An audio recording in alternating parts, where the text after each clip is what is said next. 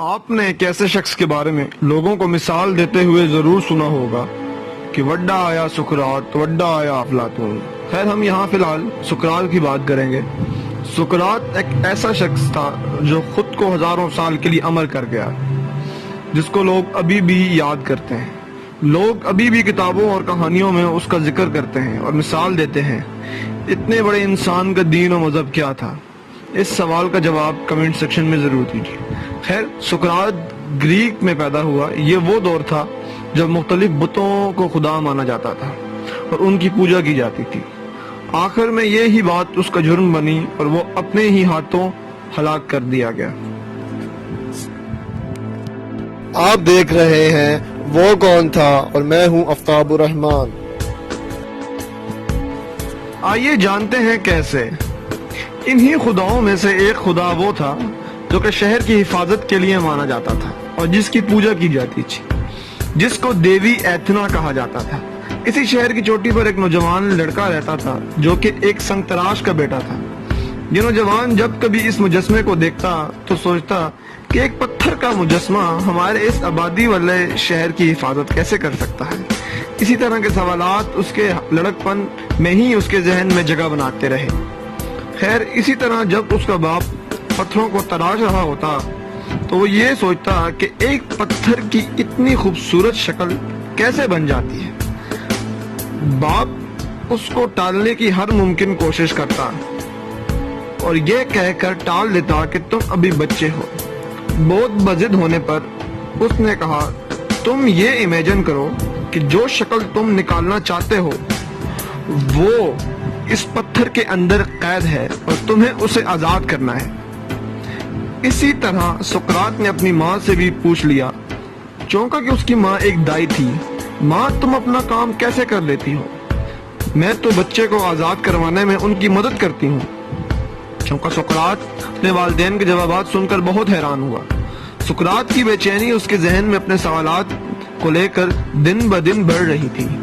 رات ہوتی تو سقراط کی ماں ہر ماں کی طرح دیوی اور دیوتاؤں کی کہانی سقراط کو سنایا کرتی تھی، مگر سقراط کو دیوی اور دیوتاؤں کو لے کر سوال اٹھتے ذہن میں، مگر افسوس کہ یہ اس کے سوالات کے جوابات کے پاس ان کی ماں کے پاس نہ ہوتے اور اس کی ماں اسے ڈانٹ کر چپ کرا دیتی، اور ساتھ ہی وہ شکل کا بھی کچھ خاص نہ تھا جس کی وجہ سے لوگ اسے زیادہ پسند نہ کرتے۔ جب سقراط بڑا ہونے لگا تو اسے بھی اس کا خاندانی پیشہ اپنانا تھا جو کہ سنگ تراشی تھا، مگر وہ اس میں کچھ خاص اچھا نہ تھا اور اس بات کا علم اس کے باپ کو بہت جلدی ہو گیا تھا۔ جب بھی اس کے پاس کوئی گاہک آتا تو وہ اس کو بیچنے کے بجائے انہی سے سوال شروع کر دیتا۔ سقراط کا زمانہ ایتھنز کا زمانہ تھا۔ مشہور ایتھنز کا شہر اس زمانے میں بہت اہمیت کا حامل تھا۔ اس شہر کے مجسمے، کھیل اور جادوگری کرتب بہت مشہور تھے۔ لوگ دور دور سے ایتھن آیا کرتے تھے۔ اسی وقت سقراط ایتھنز میں مشہور ہونے لگا تھا۔ اس کی وجہ اس کی عادت جو کہ سوال برائے سوال تھی۔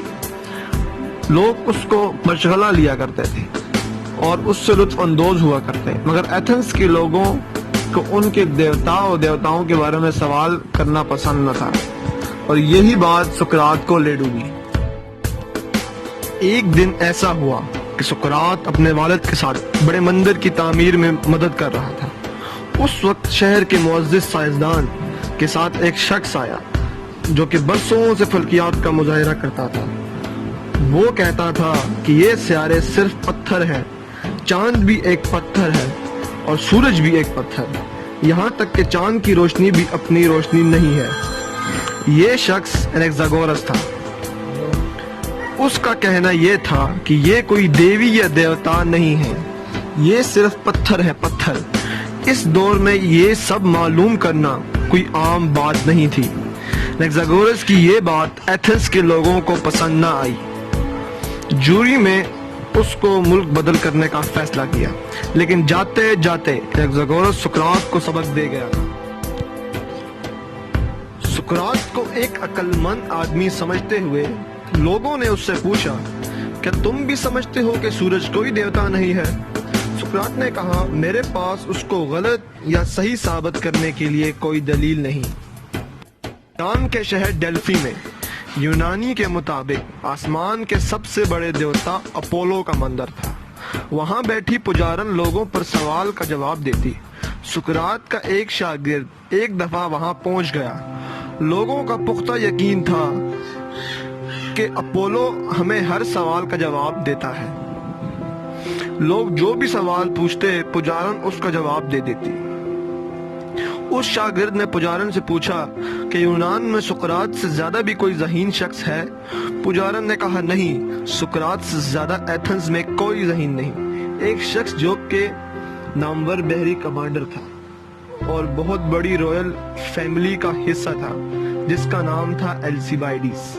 एल्सिबाइडिस एक बहादुरी की वजह से पूरे यूनान में काफी मशहूर था, जो कि सुकरात से इस वजह से बहुत जेलस था कि सुकरात की शोहरत एल्सिबाइडिस से ज्यादा थी और वो साथ ही वो सुकरात का शागिर्द बन गया।